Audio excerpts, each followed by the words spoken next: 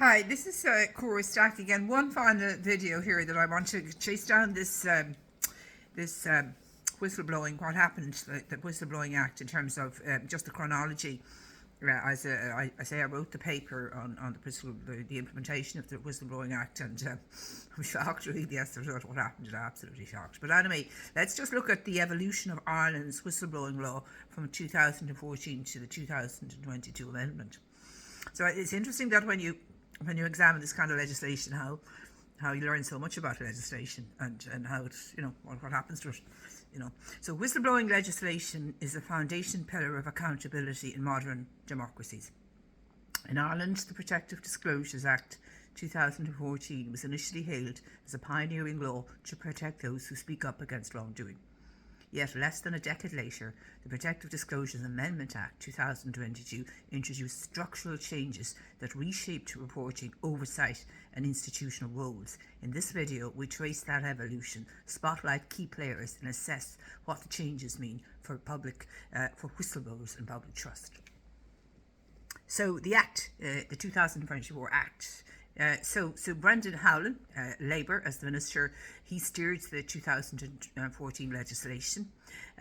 We note how the 2014 Act was celebrated abroad for its ambitious protections across public, private and non-profit sectors, shielding workers from dismissal or penalisation and enabling multiple channels for reporting. And I was just talking to somebody there who said that I think one of the newspapers reported that the most reports in Europe about being penalised or victimised for whistleblowing has come from Ireland, and I think this is no surprise given what has happened to the Act in the amended Act. So it's important to emphasise the role of transparency and governance reform in the climate at the time. Just in terms of the 2022 amended Act, McGrath, Fianna Fáil, he was the minister who brought the 2022 bill forward, motivated by the need to transform EU Whistleblowing Directive 1937 EU. So what he did was he created a Protective Disclosures Commissioner, ex officio role for the Ombudsman. He expanded employer duties, particularly for firms of 50 plus employees. There was more centralisation oversight with fewer direct external routes, tighter timelines and procedural formality. Okay, that's some improvement. So we can acknowledge the intent, modernising protections, ensuring consistent with EU standards, but also summarise critics' concerns, increased bureaucracy, risk of chilling effects on disclosures and reduced parliamentary channels. So in the Oireachtas debates, parliamentary debate and criticism, opposition TTs warned that reform might weaken protections, especially by narrowing reporting pathways or embedding heavy process dependencies. Now, what it isn't clear at all is that anybody from the opposition spotted, the fact that the commissioner's role, what I'm seeing in the commissioner's role, that the roles of the commissioner was substantially reduced because matters of public interest could not be directed to the courts in any way. There was nowhere to go. There was nowhere to go for those ones. Note that some proposed amendments, for example, to protect disclosure made during live court or parliamentary proceedings, were rejected, and the bill passed without mass dissent, suggesting cross-party consensus, perhaps less intense scrutiny than the 2014 law. This is very, very concerning. So this is in direct contrast to Labour's leadership in 2014 with its more marginal supporting position in 2022. So the key questions we can say, it's very clear to me, do the changes strengthen or dilute whistleblower confidence? Does centralising oversight discourage direct disclosures to parliamentarians or independent bodies? How does Ireland's 22 EU model compare with the other EU states, some of which favour stronger independent authorities? So the key point really is that the commissioners has very limited investigative power, relying on forwarding disclosures, and has no power to forward disclosures to the courts. So the courts are the only place that he is legally prevented from preventing any from forwarding. So there's no oversight. Essentially, the judicial, the courts have been kind of erased from oversight of the protective disclosures. That's to me, That's disgraceful in the extreme, and I don't know why anybody didn't pick this up before. I just don't know. So the 2014 Act placed Ireland at the frontier of whistleblowing protection. The 2022 amendment, though framed largely as EU compliance, ushers in a more centralised procedural model with significant implications for transparency, trust and the willingness of individuals to speak out. As laws evolve, vigilance from scholars, civil society and legislators remain vital. Whistleblowers deserve not just legal cover but real power to expose wrongdoing without fear. So there are a number of press reports and media reports that express worry or critique of how the 2000 amendment models work in practice, particularly regarding the role or limitations of the Commissioner. So gaps in healthcare regulation mean whistleblowers may go unheeded, says Watchdog Irish Times.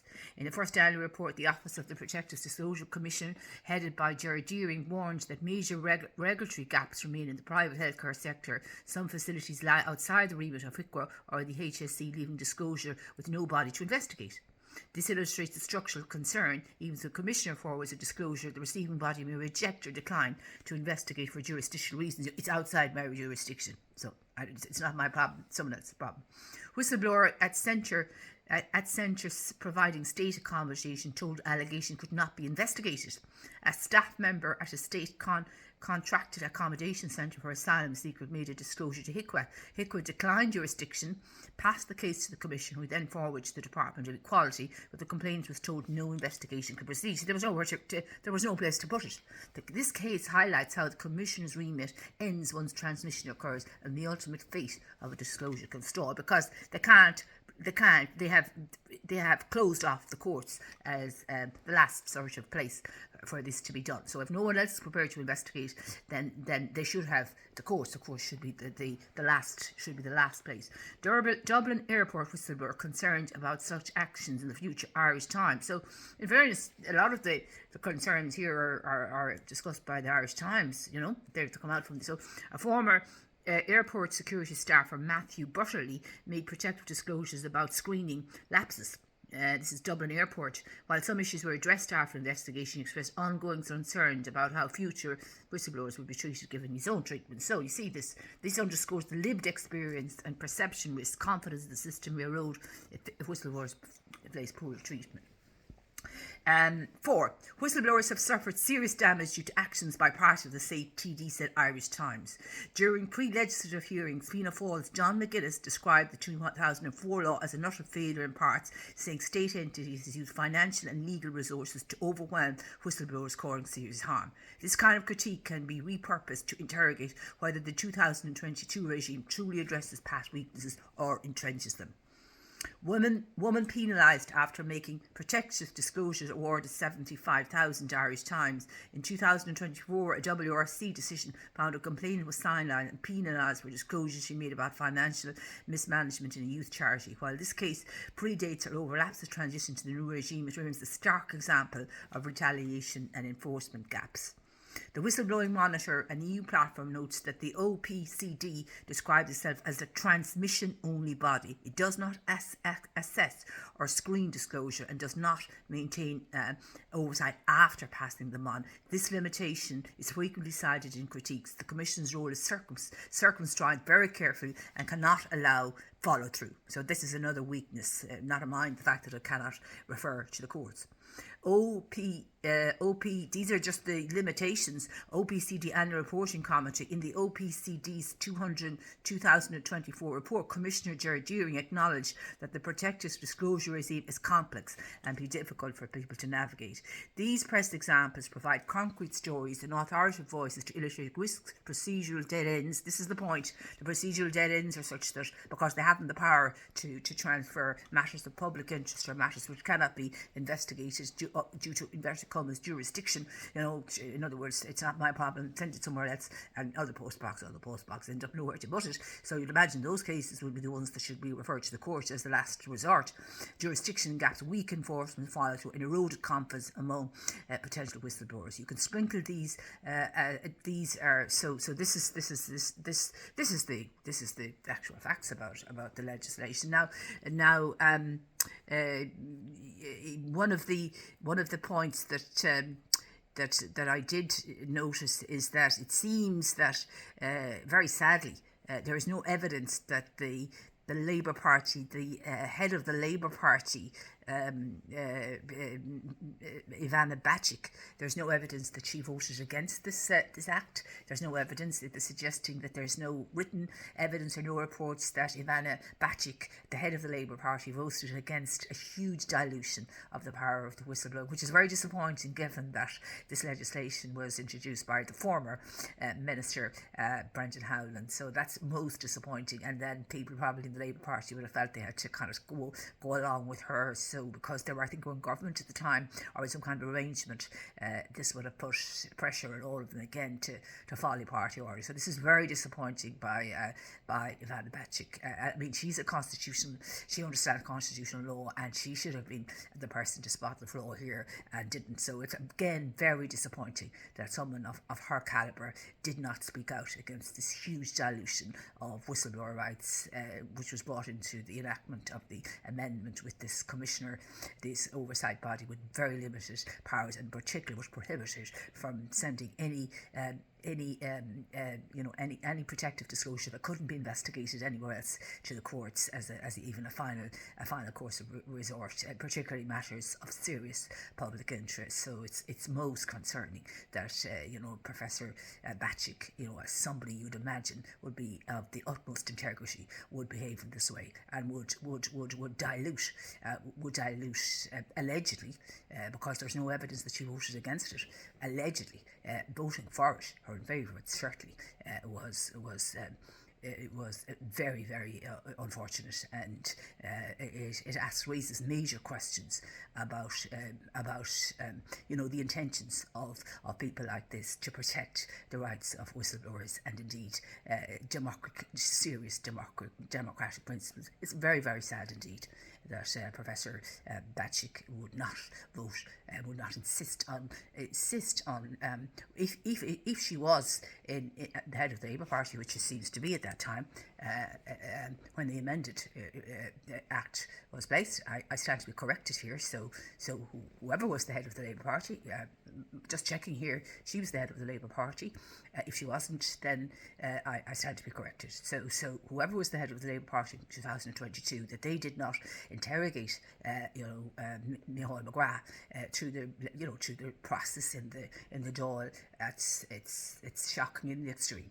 Absolutely shocking in my opinion, given what's now happened to the protective disclosure act. It's really not protecting whistleblowers at all. I mean, this is the evidence here from all the articles in the Irish Times and elsewhere. So very, very disappointing. And, as I say, the fact that it seems again that there's no evidence that our President referred this very flawed legislation to the Supreme Court, which effectively omitted these protective disclosures from oversight by the courts. Judicial oversight, I think, is a really, really serious matter for Irish democracy and justice. So that's as much as I can find out about what happened to it, and I've explained this in previous videos about what exactly was included or excluded from in terms of the powers of the commissioner, and it's not his fault. He has to go by what his job.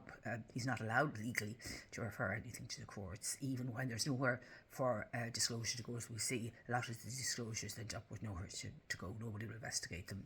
They're not in they're nothing to do with me, not in my jurisdiction. Very, very disappointing. I mean, it's extremely flawed and certainly needs correction. Absolutely needs correction. And that there needs to be another amendment, a new amendment of the Whistleblowing Act to correct this incredible flaw from judicial oversight. Absolutely horrific. So this is something that we'll bring into the attention of the courts, because it's all linked in with the case, and it's very, very serious, but very disappointing that so many of the main actors and so many people you would regard would have integrity. I always thought Micheál McGrath was a man of integrity, and he always spoke very well, and he was very good.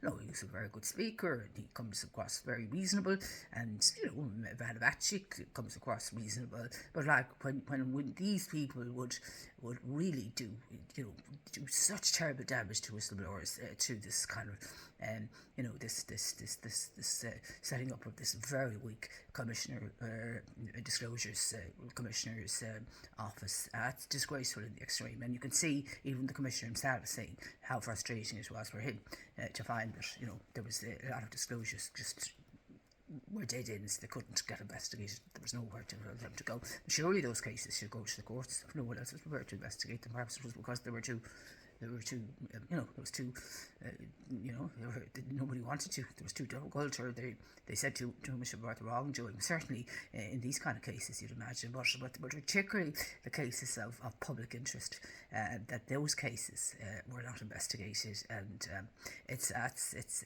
shocking in the extreme. But anyway, that's the story and that's the history, and I think I have it all now. And when you look at the actors and you look at the people who have done this to the Whistleblowing Act, I just find it shocking in the extreme, but it explains everything to me. It explains everything to me, and it's shocking, absolutely shocking for democracy. And then that the Irish seems to be the Irish that what I'm understanding is that the most complaints about being penalised for whistleblowing in Europe come from Ireland. So because our protections are so weak for whistleblowers, and in a million years would I make a protective disclosure? I've been very careful to make a protective disclosure until the legislation has been significantly tightened up to protect whistleblowers. But at least there's some bit of good news coming out there from a recent 2024 case in the WRC. But still, that it's extremely serious. It's very, very serious. So that's the story, and the ones that have public interest then have nowhere to go, and they're the most serious ones for justice, and they're the ones that can't be investigated. And even we can see what happens to some that may not be in that category.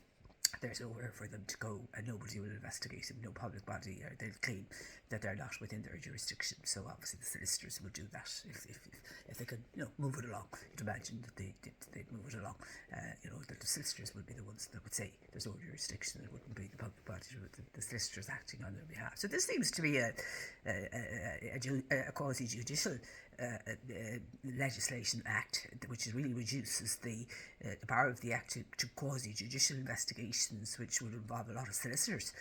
So it's big money for solicitors, but it doesn't bring justice for whistleblowers. I don't think so.